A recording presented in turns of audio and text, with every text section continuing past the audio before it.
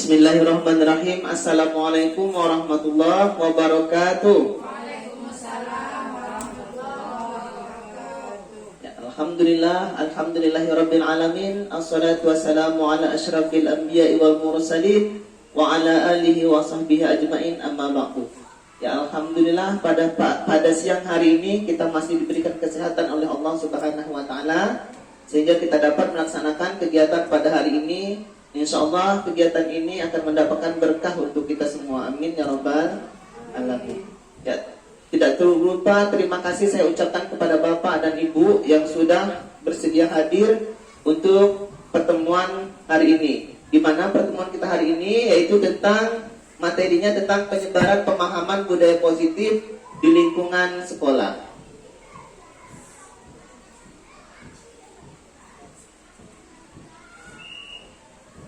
Nah, konsep inti budaya positif itu ada beberapa di sini ya Bapak Ibu. Yang pertama yaitu tentang perubahan paradigma belajar.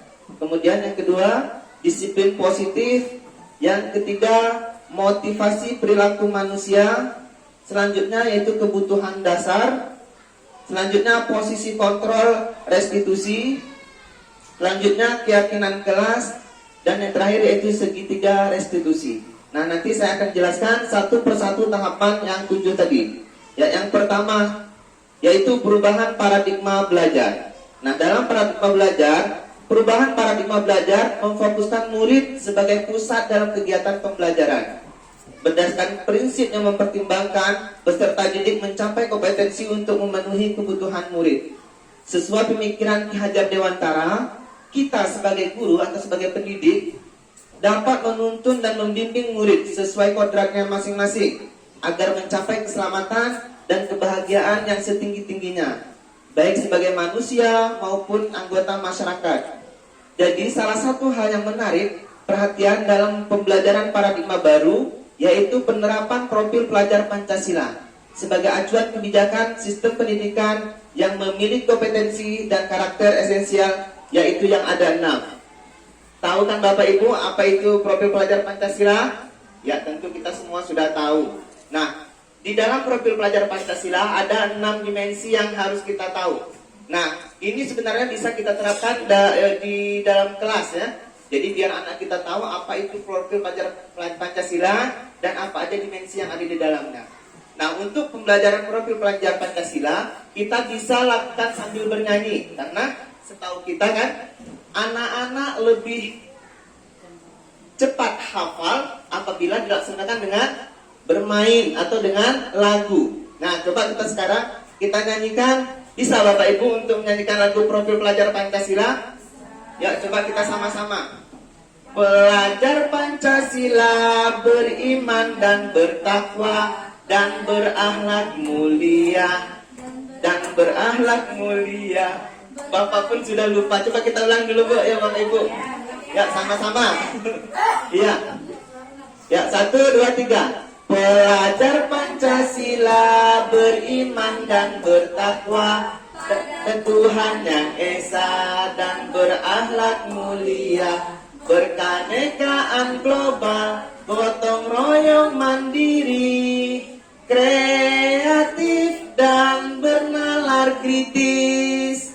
Nah, jadi itulah 6 dimensi yang ada dalam profil pelajar Pancasila. Jadi bisa jadikan kita laksanakan di dalam kelas biar anak-anak hafal apa itu yang ada dalam profil pelajar Pancasila. Ya, coba kita ulang sekali lagi Bapak Ibu. Ya, lebih semangat lagi biar tidak mengantuk untuk kegiatan kita sore ini. Masih semangat Bapak Ibu?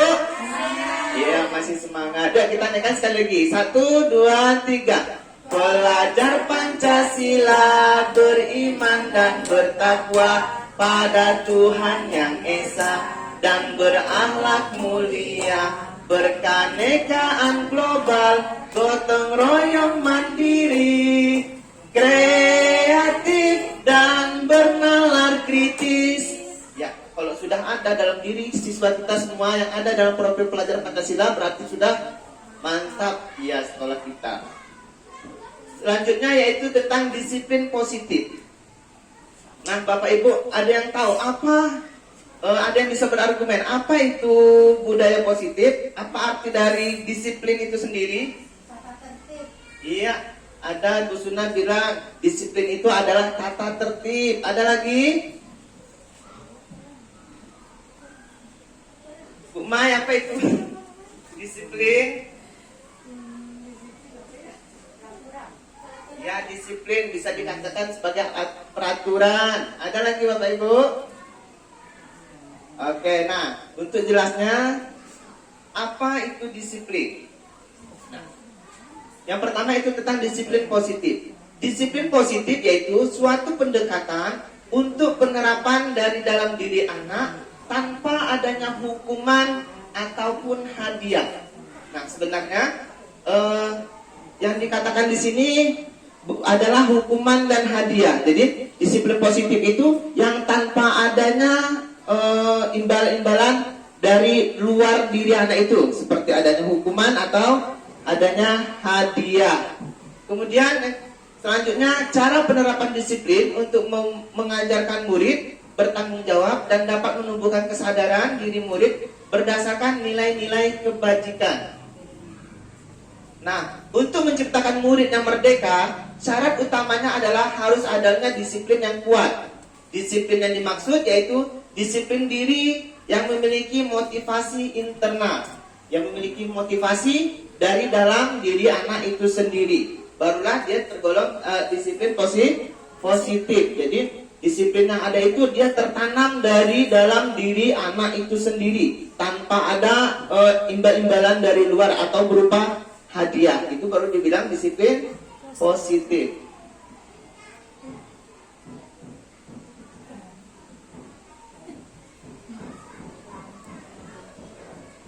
Ya, kemudian 3 motivasi perilaku manusia. Nah, jadi dalam perilaku manusia itu ada 3 motivasi, ya. Nah, motivasi yang pertama yaitu untuk menghindari ketidaknyamanan atau hukuman, yaitu tingkat motivasi yang paling terendah, yaitu saat permasalahan yang dihadapi berpengaruh terhadap fisik, psikologis, atau tidak terpenuhinya kebutuhan mereka. Motivasi ini merupakan bersifat motivasi eksternal yang datangnya dari luar. Jadi adanya hukuman terhadap fisik, psikologis, atau terpenuhinya kebutuhan mereka. Selanjutnya yang kedua yaitu mendapatkan imbalan atau penghargaan dari orang lain. Nah, jadi ini juga termasuk motivasi ekstrinsik, yaitu setiap tindakan atau hanya melakukan sesuatu sebatas hanya ingin mendapatkan hadiah, pengakuan, atau imbalan. Jadi motivasi ini juga bersifat eksternal yang datangnya dari luar. Jadi itu perilaku yang kedua, motivasi perilaku manusia. Terus yang ketiga, menjadi orang yang mereka inginkan dan menghargai diri sendiri dengan nilai-nilai yang mereka percaya. Ini adalah motivasi yang akan membuat seseorang memiliki disiplin positif. Karena motivasi perilaku bersifat internal, bukan dari eksternal. Nah, jadi datangnya datangnya itu dari dalam diri siswa itu sendiri. Ya, kemudian yang selanjutnya yaitu kebutuhan dasar manusia. Nah, salah satu upaya yang dilakukan guru yaitu memahami kebutuhan dasar yang mendasari perilaku murid itu sendiri. Apabila kebutuhan dasar sudah terpenuhi, maka murid akan tumbuh seimbang dan juga bahagia. Sebaliknya, apabila kebutuhan dasar murid tidak terpenuhi, maka murid tersebut akan mengalami emosi negatif. Nah, jadi itulah kebutuhan dasar manusia. Di mana kebutuhan dasar manusia itu ada 5 kebutuhan dasar manusia, yaitu yang pertama bertahan hidup, kemudian kasih sayang, rasa diterima, kebebasan, kesenangan, dan penguasaan. Nah, jadi inilah kelima kebutuhan dasar. Inilah 5 kebutuhan dasar manusia. Jadi masing-masing kebutuhan dasar manusia itu berbeda yang dialami oleh siswa. Misalkan nih, untuk yang pertama bertahan hidup. Nah, jadi kita bisa menyikapi kebutuhan manusia. Kita lihat dari yang pertama, yaitu bertahan hidup. Bagaimana yang dibilang bertahan hidup? Coba Bapak Ibu, ada yang bisa mengasih contoh bagaimana yang dibilang bertahan hidup itu yang seperti apa? Seperti kebutuhan apa Bapak Ibu? Nolong karena tak ada uang jajan. Iya. Nah, ini bisa kita bisa terjadi di dalam kelas kita. Misalkan nih kata Ibu Sunah tadi, yaitu menyolong uang kawan, ya. Karena dia ingin memenuhi kebutuhan dirinya, dia mau jajan karena perutnya lapar. Nah, karena adanya kesempatan, seperti kata Bang Nabi, adanya kesempatan, makanya dia bisa melakukan. Nah, itu sudah tergolong yang pertama, yaitu kebutuhan dasar dia, ingin memenuhi kebutuhan hidupnya. Karena dia manusia butuh makan. Karena dia tidak ada uang jajan, makanya dia tidak ada kesempatan, dia mengambil uang kawannya. Jadi itu yang pertama, bertahan hidup. Kemudian ada lagi kasih sayang. Yang seperti apa kebutuhan kasih sayang Bapak Ibu?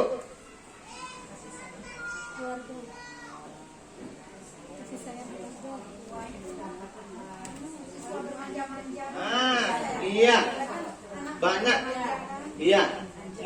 Iya, seperti siswa banyak bermanja kepada kita, mungkin karena kita sering mengayomi dia sehingga dia merasa nyaman kepada kita. Mungkin di rumah dia kurang dapat kasih sayang dari orang tuanya. Mungkin orang tuanya banyak yang kerja di luar, ya, yang perginya pagi, pulangnya malam, ya. Waktu dia pergi dia masih tidur, pulangnya dia sudah kembali tidur lagi. Sehingga kasih sayang yang ada pada diri dia cari kasih sayangnya yang ada di sekolah, yaitu dia meminta kasih sayang kepada guru. Kemudian rasa diterima. Ayo, seperti apa Bapak Ibu? Rasa diterima. Ya, Bu Mai. Diterima dengan latar belakangnya. Misalnya dia berasal dari keluarga yang tidak mampu. Ya. Misalnya dia anak yatim piatu. Itulah dia bisa merasakan sama dengan yang lain. Iya, betul tuh. Nah, seperti ya yang banyak kejadian, ya. Mungkin karena dia tidak mampu atau dia yang sudah sebagai anak yatim piatu, makanya dia butuh rasa diterima, disamaratakan di dalam kelas itu. Tidak ada perbedaan antara anak si kaya atau anak si miskin, atau iya yang masih punya orang tua lengkap dengan yang tidak mempunyai orang tua. Jadi dia merasa disamaratakan sehingga dia dapat diterima di dalam kelas. Kemudian hak kebebasan. Yang seperti apa kebebasan Bapak Ibu? Dia bebas mengemukakan pendapatnya, iya. Walaupun dia salah, kita tetap kasih kebebasan Bapak Ibu, ya. Dia bisa bicara aja, itu sudah bagus, ya. Jadi kita kasih kebebasan terhadap dia, ya, terutama untuk mengemukakan pendapat, memperoleh kesenangan. Nah, jadi kesenangan semua siswa harus tetap bisa merasakan kesenangan, iya. Seperti halnya dalam kegiatan di kelas, rasa kesenangan kita harus tetap berbagi kepada seluruh siswa kita tanpa kita pandang anak si A atau anak si B. Kita harus tetap memberikan kesenangan kepada seluruh siswa tanpa ada tebang pilih. Kemudian penguasaan. Ya, penguasaan seperti apa Bapak Ibu?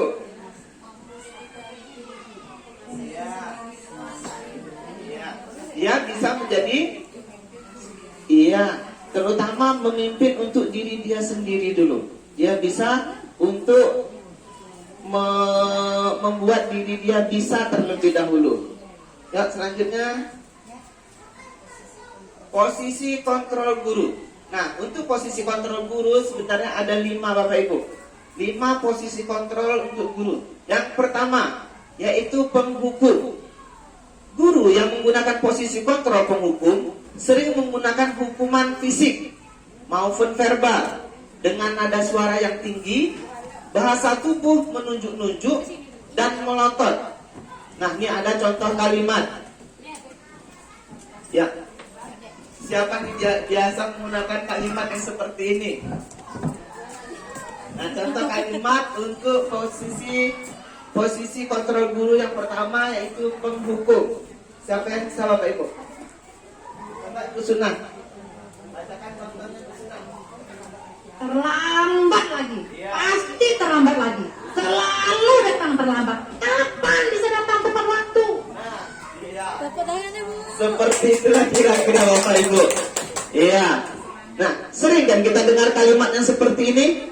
Nah, tanpa kita sadari itu sudah posisi kontrol guru yaitu sebagai penghukum. Ya. Kalimatnya kasar, bahkan pakai tangan, tunjuk-tunjuk. Nah, itulah contoh kalimat yang dibilang sebagai posisi yang pertama yaitu penghukum. Kemudian yang kedua, membuat merasa bersalah.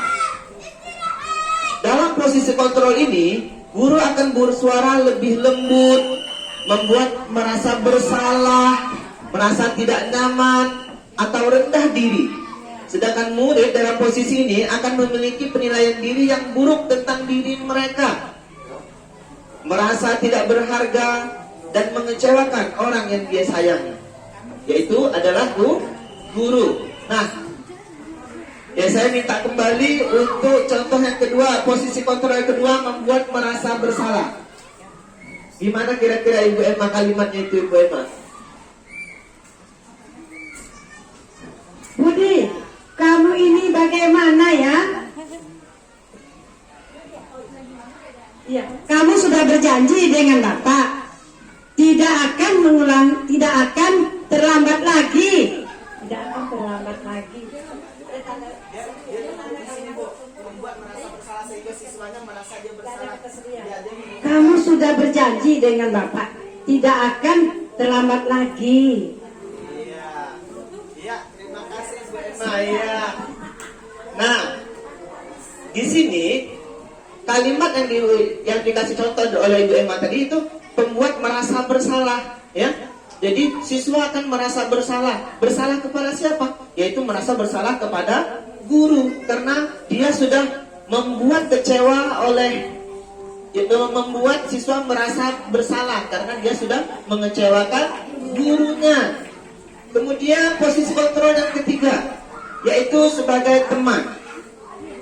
Pada posisi ini guru tidak akan menyakiti murid, akan tetapi berupaya mengontrol murid melalui persuasi posisi teman pada guru. Bisa negatif atau juga bisa positif. Positif di sini berupaya hubungan baik antara guru dan juga murid. Nah, di sini ada lagi contoh kalimat. Iya, contoh kalimat, coba Ibu Kamer. Gimana biasanya kalimat yang kita utarakan untuk sebagai posisi teman?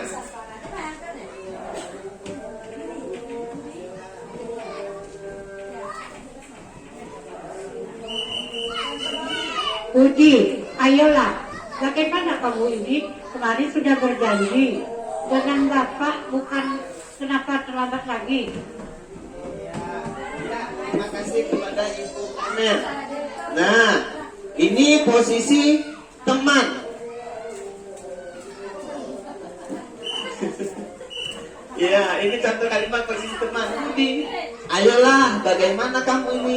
Kemarin kan sudah janji dengan Bapak, bukan? Kenapa terlambat lagi? Nah, jadi begitulah kira-kira contoh kalimat yang diutarakan dari posisi kontrol yang ketiga, yaitu posisi sebagai teman. Next. Posisi kontrol yang keempat yaitu sebagai pemantau atau mengawasi. Posisi ini pada saat guru mengawasi harus bertanggung jawab atas perilaku murid yang kita awasi. Posisi pemantau ini berdasarkan pada peraturan-peraturan dan konsekuensi. Siapa ini lagi? Ya, siapa?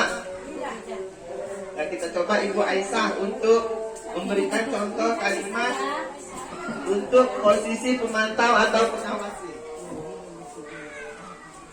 Apa yang telah kamu lakukan? Sanksi atau konsekuensinya apa? Iya, terima kasih Bu Aisyah. Nah, ini adalah posisi kontrol guru sebagai pemantau atau pengawas. Di sini ada kalimat yang sebagai pengawasnya di situ. Apa yang telah kamu lakukan? Sanksi atau konsekuensinya apa? Gitu. Jadi dari situ, dari kalimat kita bisa sebenarnya tahu itu adalah posisi kontrol guru sebagai pemantau atau mengawasi.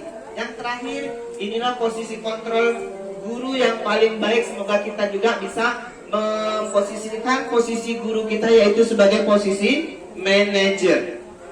Nah, posisi manajer, posisi terakhir ini di mana guru berbuat sesuatu bersama dengan murid, meminta murid untuk dapat bertanggung jawab akan perilakunya dan mendukung murid untuk menemukan solusi atas permasalahannya.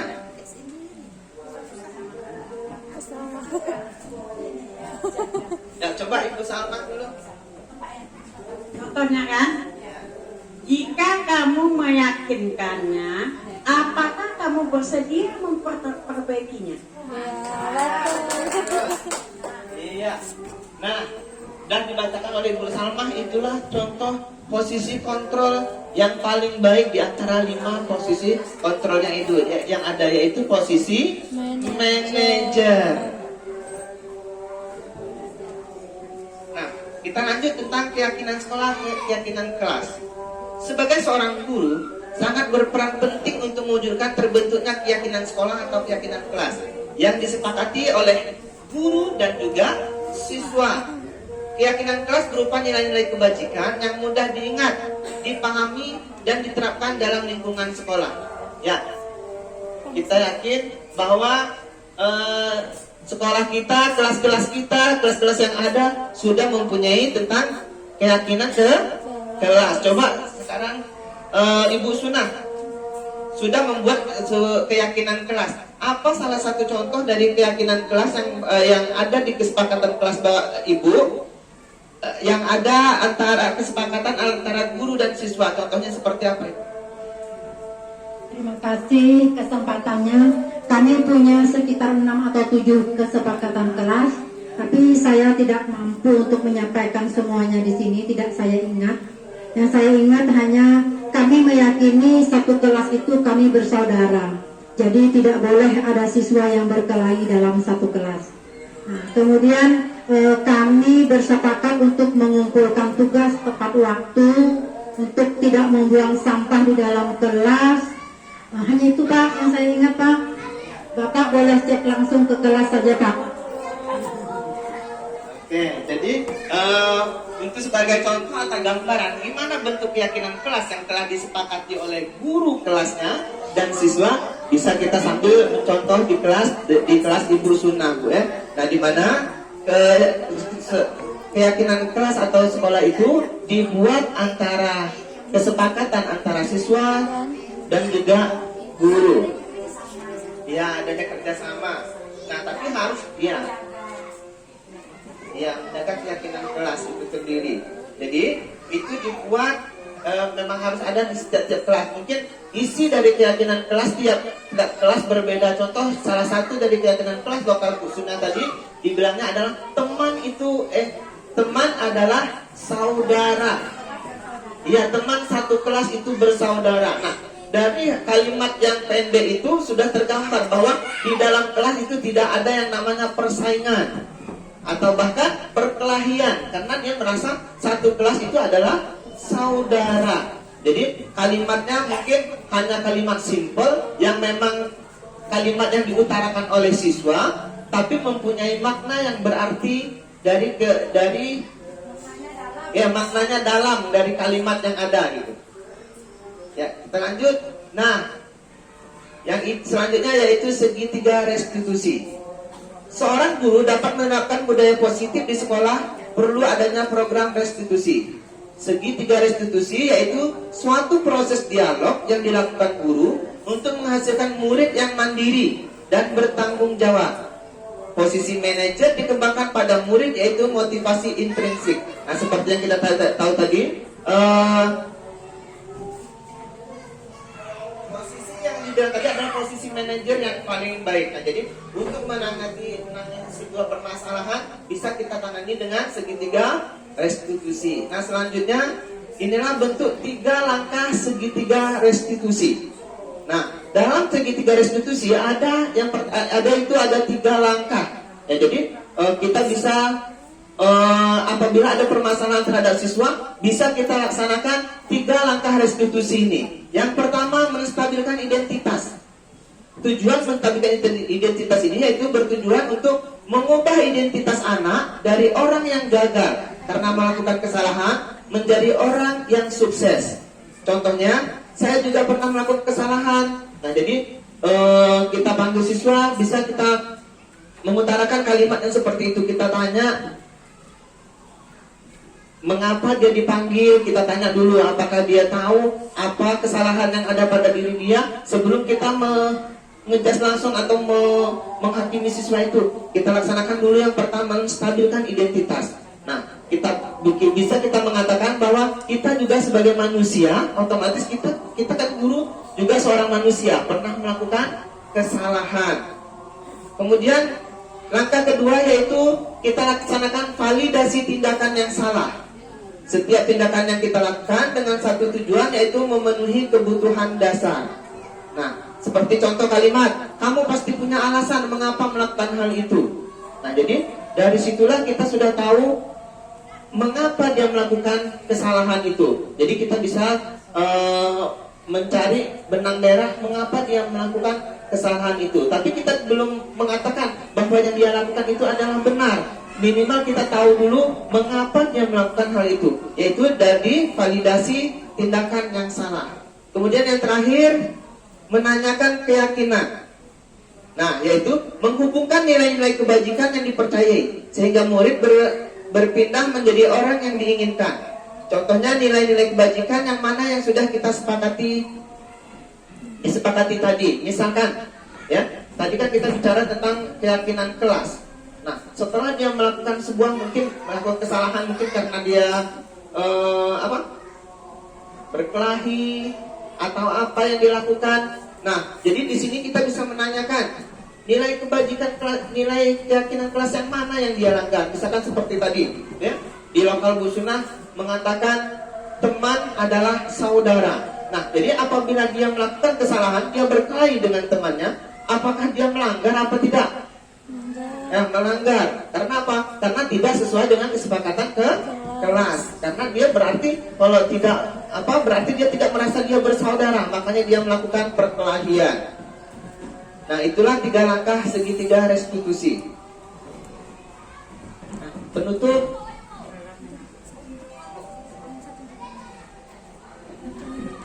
Nah, selanjutnya rencana tindakan aksi nyata. Ini adalah kegiatan penyebaran praktik baik di sekolah yang telah kita sepakati kemarin bahwa dalam visi dan prasat perubahan di situ ada tiga aksi nyata yang akan saya laksanakan untuk hal kegiatan baik. Yang pertama, bersalaman di depan pintu gerbang.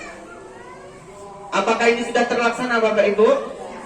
Iya, sudah. Nah, jadi setiap siswa yang datang ke sekolah, dia sudah langsung bersalaman kepada guru piket yang ada di pintu gerbang.